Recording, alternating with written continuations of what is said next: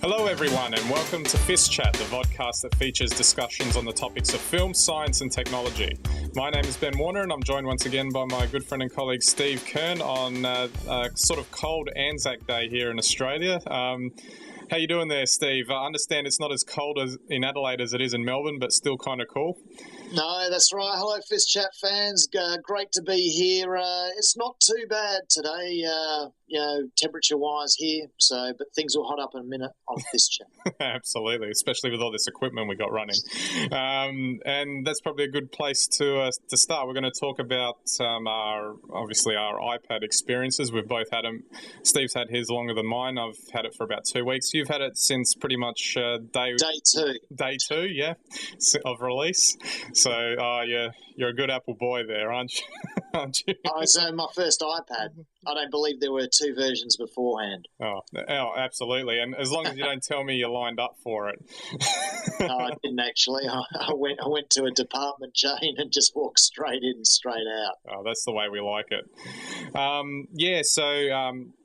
Just before we get into the talking about the iPads and our experiences with them, I just thought I'd sort of give a quick little sort of overview of actually how FiST Chat is recorded these days. Now, it's all, again, done with Apple equipment. So my iMac at the moment is recording my feed. I've got a high-def video camera recording me, which is going straight into the iMac.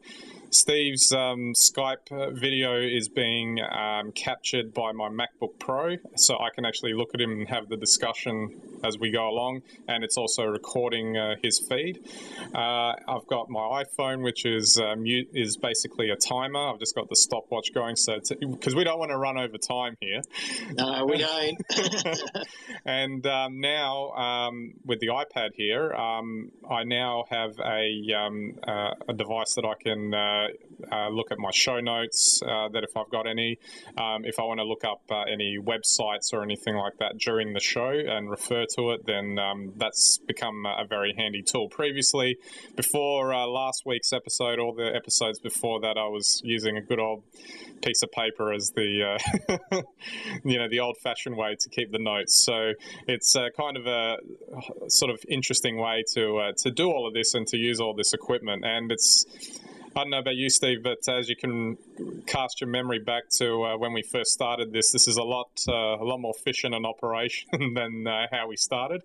Well, it's a lot better than having video cameras rolling in the background and posting tapes over to Melbourne at the end of the week and that sort of thing. It's interesting, when you talk about just how many devices you've got there, Ben, and how they're pulling them all together. I, of course, am just, using an iMac and a camera and Skype. So, but it is interesting because this will bring us on to our topic for today. We're using a whole lot of devices here, but, if we talk about apps and personal computing, why aren't we just using FaceTime? It's a good question. I think that's going to definitely be on the agenda very shortly, and then we'll be completely Apple-fied from now on. Well, I would ask then is how are you going to record a feed from FaceTime?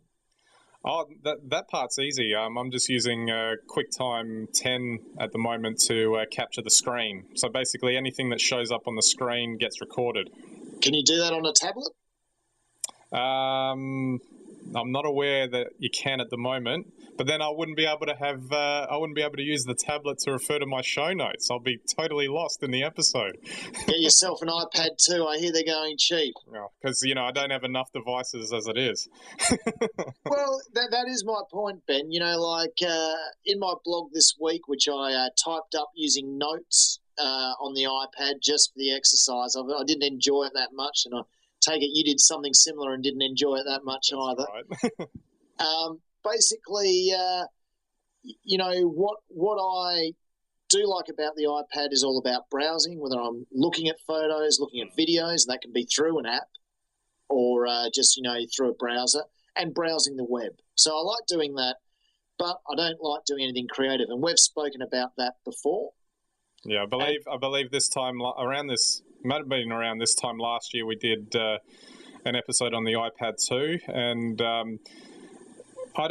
although obviously we now have iPads, I think we stated in that episode we wouldn't be buying an iPad, but we've got the iPads now. But I think I can probably speak for you here too. That I know that my feelings on it haven't changed. I don't think it's a content creation device. No, I completely agree, and that's my feeling for it. So, I mean, the thing I like about it is the browsing experience, the fact it's never off, and the resolution of the screen. But outside of that, what I like to do, on my iMac, is use native files and mess around with native files with more than one app open at a time. So this is the big thing with creativity. Is that right? That's right. You need to be able to manipulate files, otherwise, and you need to be able to transfer them around very simply.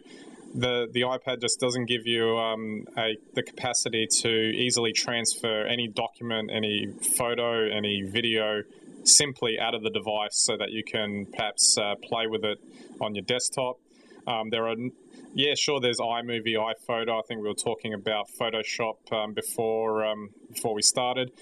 But you have to manipulate content that's already on the device, that's already synced to the device. So that's not really helpful.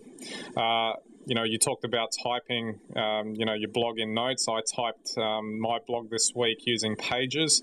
It got the job done, don't get me wrong, but something about typing on actual keys. I found, obviously, I wasn't as fast in typing it.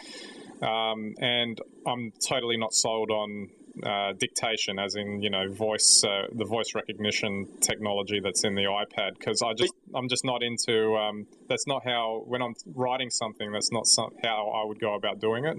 Interesting you say that. I have tried dictation on the iPad and it's awful, absolutely awful. However, I often dictate FiST chat straight into my phone, and I'm used to talking to my phone, so it's not an issue. And then what I'll do is that opens up in Notes, and then you just send it across, and I tidy it up on my iMac. So I don't mind the dictation option, but it doesn't work on the iPad. Yeah, it's interesting. One thing I will note, and I think I'll mention iCloud here for a little bit, because I know you're not so keen on using it, but I found, like for example, I wrote the Pages document on the blog in Pages. It automatically synced it to iCloud. I then could instantly download it straight into the computer here on my iMac, and I could open it. I could actually download it as a Word file, even though I'd originally created it as a Pages file. As part of the download, it gives you the option: do you want to open it as a Word file? Which I did, and obviously it came through. And just that was actually a very compelling feature. The idea that there's no save function involved in any of that, and I just find that integration across a lot of the apps to be through iCloud to be very useful. Yeah, look, that's a very modern way of thinking. How are you finding using the cloud? Excellent, because for example, now when I'm sort of sending text messages to you through iMessage, I'm finding that I could easily switch between the phone and the iPad.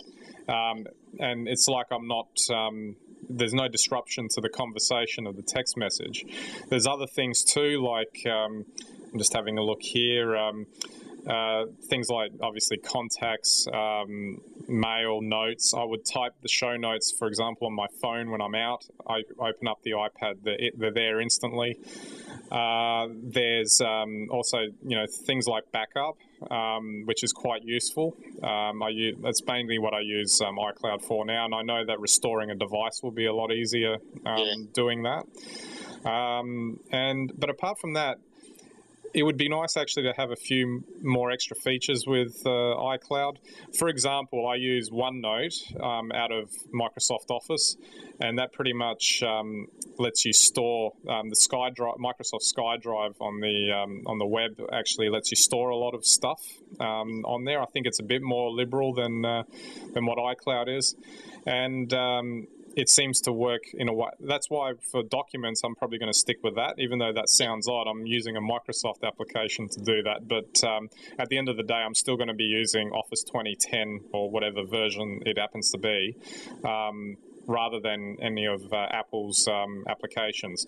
Even writing that blog this week, that using Pages, I wouldn't write a long form document on it, even on one of the Macs.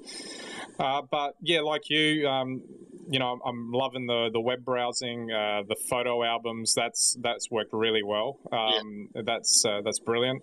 I've got an Apple TV, so using the iPad as a touch panel remote control is pretty awesome, I have to say. Using sort of accessing all the iTunes store content that I've got and whatever else I've got on there.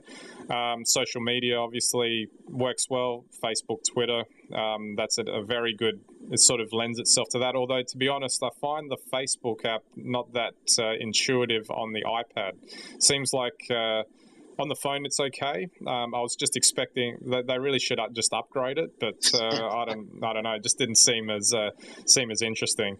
Other things like Skype. The first Skype call I tried on the iPad was much better. It felt less formal because I wasn't sitting down at a computer to do it. And on top of that, you can use both cameras. So if you want to, show who you're talking to something that's in front of you, you can just flip to the back camera and sort of show it around. So that's always pretty good. And just one other thing, AirPlay. Sending whatever's screening on your iPad screen, sending it to your TV through the Apple TV. Now that works really well, and no cables. So I think that's a pretty awesome way to go. Well, I mean, now this is a bit of a segue into this, though. You sound very happy in this modern app-based world. Even though you're saying it's not a particularly creative world for you, is this a battle we're actually seeing now? Is Apple playing out a battle between iOS and OS X? Actually, I think they're sort of coming together. If you think about Mountain Lion, which is coming in mid-year, I think there's going to be even more integration. One of the things that sort of struck me now that I've got this iPad is that now it almost feels like I don't need to worry about where the content is because you were staying up at night worrying about it on your hard drive, or maybe that was the right. What folder is it in? That's right. Maybe that wasn't quite the right way to put it, but essentially, if it doesn't really matter which device I'm sitting in front of anymore. I can start it on one, pick it up on another. The iPad, for example, is a good review device. So if I type up a long-form document, like say a feature film script on my desktop, and then I want to read it, rather than what I would do before is I'd print the whole thing out and read it. Now I can just turn it into a PDF and put it onto the iPad to read it. So you don't think that they're just trying to lock you into using certain apps that are only available in certain stores? Oh, I'm definitely sure that that's what they're doing, and usually their store online. I would have thought, but if you see a lot of the features like messages and calendar notes, all of that is coming to the next version of OS 10. Yeah. So I wouldn't be surprised at some point if they just come together, like they end up being almost sort of the same thing. Even as it is, iOS was based on OS 10 anyway. Yeah. So, it might just be that. And it's interesting, just on a side note, that Windows is going that way. In essence, Windows 8 is really going to be sort of the same across any device you're using, which is the way Microsoft thinks about things. So Apple's sort of trying hard to keep them separate, but I think at the end of the day, they're all going to come together. Sounds like Google's going to get squeezed. Yeah, absolutely. Forget about them. They can stick to their search-based advertising. And also their trip into space to mine asteroids, if anyone's been checking up on that during the week. Yeah, exactly. Google Asteroid Mining Company. Very good. So just finally, so you think, as we're alluding to here, apps are the future then? The web browser, which was our window to the internet, is not necessarily going to be it anymore? Well, look, that will be a big battle played out. I think if for those who have read the Steve Jobs autobiography, definitely the app takes power away from a lot of corporations and retailers and all sorts of service providers online, because, whoever owns the App Store basically controls the subscription. And there is evidence to suggest now that those companies are fighting back. They pinned all their hopes on Web 2.0 and 3.0. They didn't anticipate an app store that would totally cut them out of the picture or force them to have to put their apps in through somebody else's store. So I think the big battle now will be over web browsing. And I think while, our big bad companies like Apple, Google, and Microsoft will lock down, the software end, the browsing experience will become richer. And I don't know how exactly that'll happen. That'll be very interesting to see. But I think there'll be that battle for a while. There's a whole generation of us out there who grew up with the freedom of, customizing their own PC or personal computing experience in a way that really doesn't exist anymore, thanks to advances like the cloud and that. And it'll be interesting to see which way we push those giants. Absolutely. Well, that's probably a good place to finish up, and we can keep an eye on that as we go forward and revisit it. So thanks again, Steve, for the chat. Just one final thing. So you're very happy with your iPad experience, would you say? Yeah, read my blog. For what I use it for, I love it. But, if I ever want to do anything serious, I have to sit down at a desktop. Yeah, and I think I'm in the same boat. I'll explain a lot of that in my blog as well. So don't forget our website, www.fistchat.com. You can read those blogs there and also check out this week's episode. So that's it, and we'll catch you next week.